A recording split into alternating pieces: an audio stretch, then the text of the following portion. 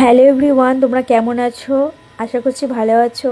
তো আজ আমি দেখো পনিরের আইটেম নিয়ে চলে এসেছি। বানাবো নিরামিষ চিলি পনির। তো তোমাদের সাথে সেটা শেয়ার করে নেবো। প্রথমেই দেখো আমি পনিরটাকে ভালো করে কেটে নিচ্ছি, একটু ডিজাইন করে কেটেছি। তোমরা যে কোনো শেপে কাটতে পারো। আমার পনিরগুলো কাটা হয়ে গেছে।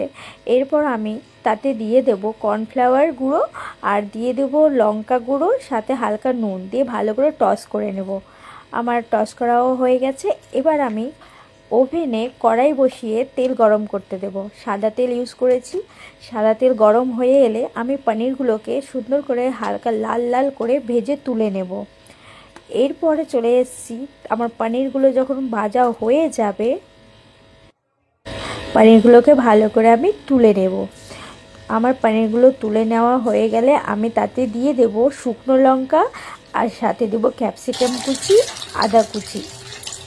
ভালো করে আমি নেড়ে চেড়ে সেটা হালকা যখন সেদ্ধ হয়ে আসবে আমি একটা সস তৈরি করে নেব। সসে থাকবে টমেটো সস, সয়া সস আর থাকবে চিলি সস।